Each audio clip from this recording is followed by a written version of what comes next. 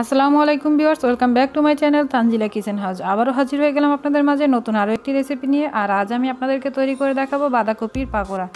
তো অনেক সময় আমাদের বাসায় বাচ্চারা কিন্তু ভেজিটেবলস খেতে চায় না, সেক্ষেত্রে আপনারা কিন্তু এভাবে করে ভেজিটেবলস দিয়ে যদি ওদেরকে পাকোড়া বানিয়ে খাওয়ান, ওরা কিন্তু অনেক বেশি ভালোবেসে খেয়ে নেবে এটা।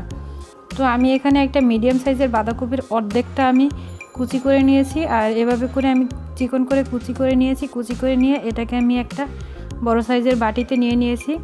নিয়ে এর মধ্যে আমি স্বাদমতো লবণ দিয়ে দিয়েছি। লবণটা দিয়ে এটাকে আমি একটু ভালোভাবে লবণ দিয়ে মিক্স করে নিচ্ছি হাত দিয়ে। আর লবণটা দেওয়ার পরে কিন্তু এটা একদম চুপসে যাবে, এতগুলো থাকবে না।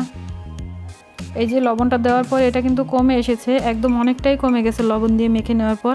তারপরে থেকে একটু পানিও বের হয়েছে। আপনারা এই পানিটা অবশ্যই সেকে ফেলে দেবেন।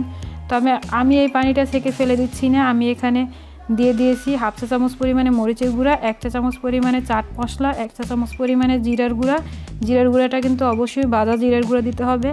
আর এখানে আমি কাঁচামরিচ দিয়ে দিয়েছি 5 থেকে 6টা। হাফ কাপ পরিমাণে পেঁয়াজ কুচি দিয়ে দিয়েছি। ধনিয়া পাতা কুচি দিয়ে দিচ্ছি আমি এখানে 1/3 কাপ পরিমাণে। আপনারা এই সবগুলো উপকরণ কিন্তু বাড়িয়ে এবং কমিয়ে নিতে পারবেন। আমি এখানে 3 টেবিল স্পুন দিয়ে দিয়েছি কর্নফ্লাওয়ার। আমি 3 টেবিল চামচ কর্নফ্লাওয়ার দিয়ে তারপর আমি এখানে আরও হাফ কাপ দিয়ে দিয়েছি বেসন। তো এই হাফ কাপ বেসন দিয়ে এর মধ্যে আমি একটা ডিম ভেঙে নিচ্ছি। আর এরপর আমি এটাকে মিক্স করে দেব, হাত দিয়ে ভালোভাবে মিক্স করে নিচ্ছি। আর এখন আমি আপনাদেরকে একটু বলে দেই কেন আমি এই বাঁধাকপির পানিটা ফেলে দেইনি। বাঁধাকপিটাকে আমি ভালোভাবে ধুয়ে তারপর একটা জাজরিতে করে এটাকে পানি ঝরিয়ে নিয়েছিলাম।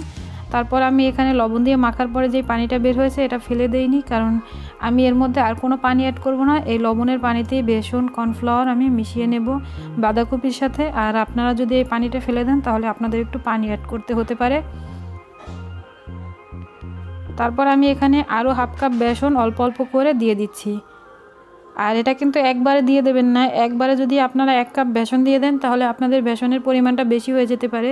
তাই আমি কিন্তু এখানে প্রথমে হাফ কাপ দিয়েছি, তারপর আমি আরও হাফ কাপ একটু একটু করে অ্যাড করে নিয়েছি।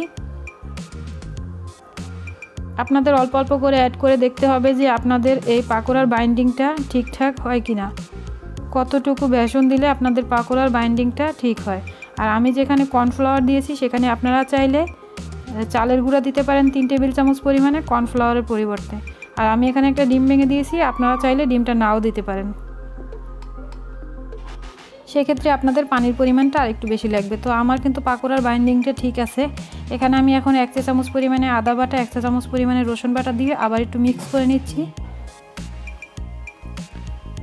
এই যে আমি ভালোভাবে এটাকে মিক্স করে নিয়েছি। এখন আমি এটাকে তেলে ফ্রাই করে নেব। তো এখন আমি চুলার মধ্যে একটা প্যান বসিয়ে দিয়ে এর মধ্যে পর্যাপ্ত পরিমাণে তেল দিয়ে দিয়েছি। আর তেলটা একটু গরম হয়ে আসলে তারপর এর মধ্যে আমি দিয়ে দিচ্ছি সব পাকোড়াগুলো। আর এই পাকোড়াগুলোকে কিন্তু আমি একদম সমান করে দিচ্ছি না, আমি একটু এবড়ো থেবড়ো করে দিচ্ছি। আমার কাছে কিন্তু পাকোড়া এবড়ো থেবড়ো থাকলেই সেটা বেশি ভালো লাগে খেতে। আর সেটা আমার কাছে মনে হয় যেন একটু ক্রিস্পিও বেশি হয়। আপনারা আপনাদের পছন্দ অনুযায়ী শেপে দিয়ে দেবেন পাকোড়াগুলো।